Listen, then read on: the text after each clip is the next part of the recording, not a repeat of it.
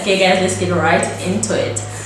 First of all, I need to point out a few things. When you're trying to choose your foundation, there are a number of things that you need to understand about yourself.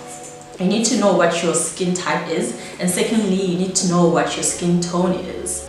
With the skin type, you need to know if you have combination, dry or oily skin. If you are a person that has oily skin, if you want to use a dewy foundation, then you'll have to pick a very mattifying primer. So what you can do is, if you know what your skin type is, you can try to balance with your primer and your foundation in order to get the result that you want. So let's get right into what my foundation routine is. Today I'm going to be using the Maybelline New York Superstay 24-Hour Foundation, this one over here. And I feel like this foundation is more really on the mattifying side. So what I've been finding lately is I have to use a really good moisturizer before I apply this foundation. If not, it will turn out to be patchy, and I'll find even when I'm trying to blend it with my beauty sponge, it won't really be effective because my skin will be dry, so it will just be sticking to my skin and not really moving around. So what I'm going to be using before I apply the foundation is this over here. This is the NIVEA Body Lotion Rich Nourishing Cream. So I just take probably about half a pump of this, and I just apply it to my skin.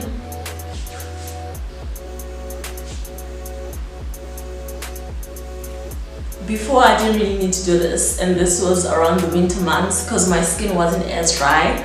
I just used my Johnson & Johnson face cream that has SPF 15, and it's very good for my skin since sometimes I'm outside a lot, so it really protects my skin. And then I'm just going to take a pump at the back of my hand. Okay, make it 2 pumps. So I'm going to be using a beauty sponge to apply my foundation, and this is the CALA beauty sponge. I'm just going to use the beauty sponge to just apply this all over my face. Now another thing that you need to consider when you're putting on your foundation is your applicator. If you're using a beauty sponge like this one, you have to ensure that each and every time you use it, it's clean.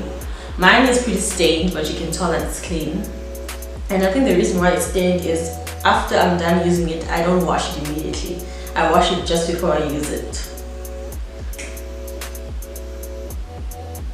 If you are a person who's suffering from acne, you also have to be really careful with the applicator that you use. And you also have to make sure that whenever you do your makeup, okay, this applies for everyone.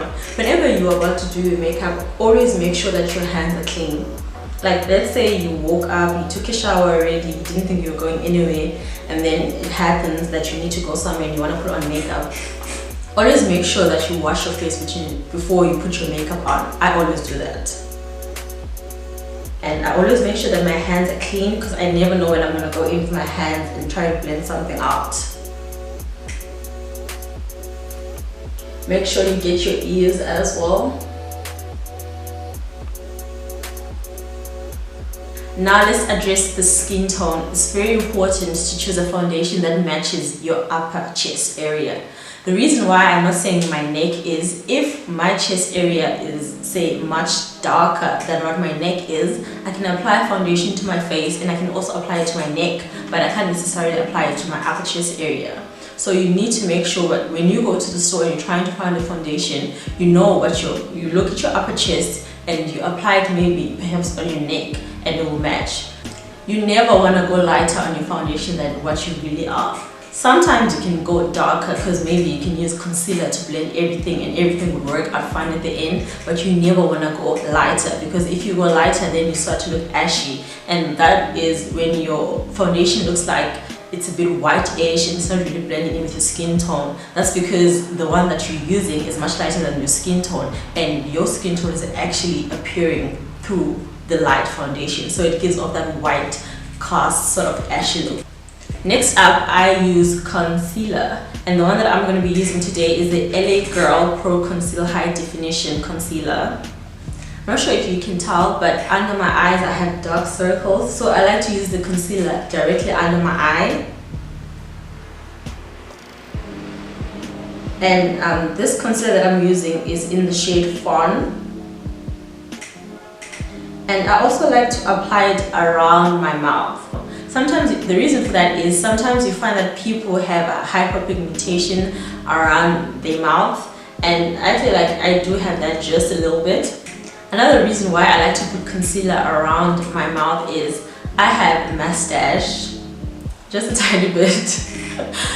And then I shave it away, but I've noticed over the years as I've been shaving it away, my upper lip area has started to get a little bit darker. So I use the concealer to try to blend that in with the rest of my complexion on my face. Whenever I'm applying my foundation, I always use a wet beauty sponge. This one right now is starting to feel a bit dry. I can tell because when I'm trying to blend my concealer, it's not really blending as well as it should. So what I usually do is, if I feel like it's maybe dried up, maybe I waited before I actually started my makeup and I took too long to get to use it, I'll just put it in water again and then it will be fine.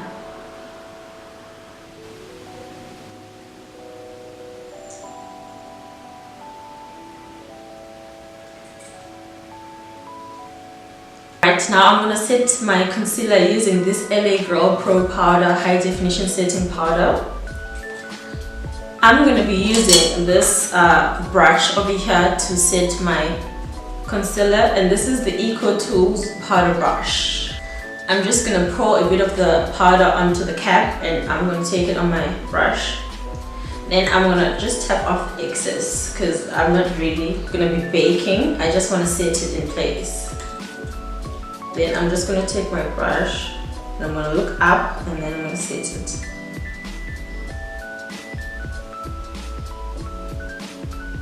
It's very important to set your concealer and to set your foundation.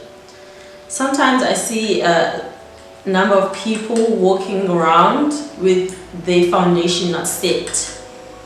And that's very detectable because you have this very, not necessarily glowy look to you, but you have like the foundation on its own, it has that pigment and you can see it when it's on someone's face and has been set. And if you don't set your foundation, it's very easy for it to melt off of your face very quickly. Like if you don't set your foundation and you go outside and maybe it's sunny, it's going to be very easy for it to like sort of melt off of your face.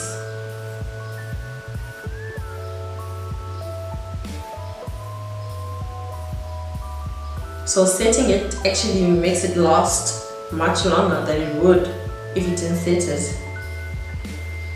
And if you don't set your foundation, it's also very easy for it to transfer. So if you meet someone and you hug the person, you might find out that your foundation is on someone's shirt, and that's very embarrassing. No one wants that. And I set over my eyelids.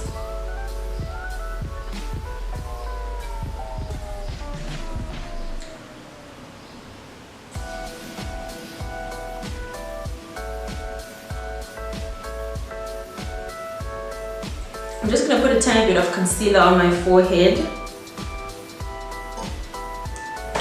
and this looks very nice if you blend it out nicely and if you want to take pictures. Something that I've been doing lately that I didn't normally do is contour my face, and today I'm going to be using the NYX Stay Matte Not Flat foundation. This foundation is a bit darker than me. And I feel like it's very important to not sort of keep one shade of foundation with you, because you never know when, let's say you get darker, you get sunburnt, and if you only have one foundation shade, then you're gonna end up using that one and it's not gonna look so nice. Like I said earlier, it's never a good idea to use something light on yourself, but you can put it off sometimes when you use something darker. I'm gonna take my ECOTOOLS concealer brush, and I put the foundation at the back of my hand. Just gonna take a bit of the foundation and I'm gonna contour.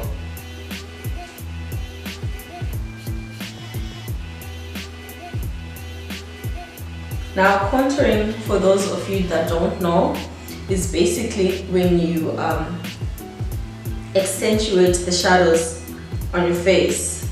So what that will do is, if you put something of a darker shade on this part of your face, naturally people have some sort of like chiseled look over here. So if you put in a darker shade there, right there, and then it's gonna accentuate your cheekbones, and it's gonna give you that snatched look. And I'm gonna blend this upwards because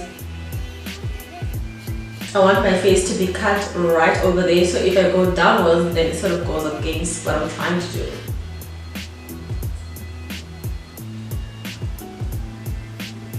And as I'm blending it, I'm sort of like tapping it in the direction in which I want it to go.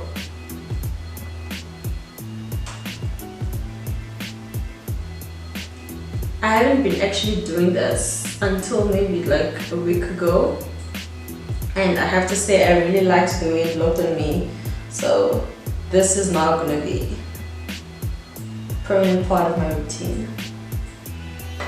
To set that, I'm going to be using the Yardley loose powder in the shade Caramelized.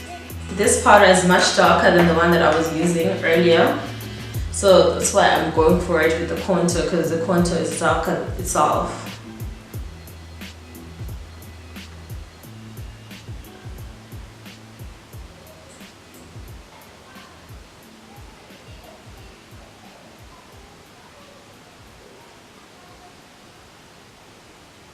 I'm just going to take a little bit of the powder and put it on my neck as well, since I did put foundation there. Alright, now that I've powdered my entire face, I think I'm going to take a bit of this mix powder, the lighter one, and I'm going to put it just below my contour.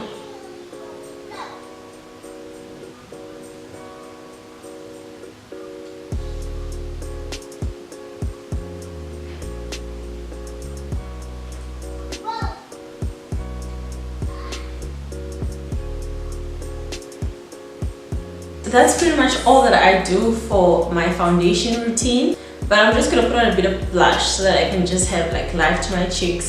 And to finish off, each time whenever I do my makeup, I always use a setting spray. Like I said earlier, if you're a person with dry skin and you use a DEWY foundation, you can use any type of setting spray. But then if you're a person with dry skin and you use a matte foundation, it would be best for you to use a DEWY setting spray like this one that I have over here. I'm just going to spray that on my face.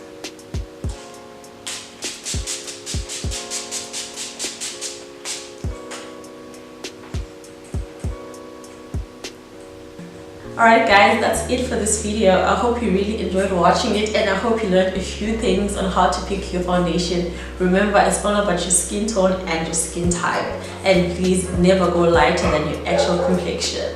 I hope you really enjoyed this video. If you did, please give it a thumbs up. Don't forget to subscribe to my channel, and please leave a comment below. And I'll see you guys on the next video.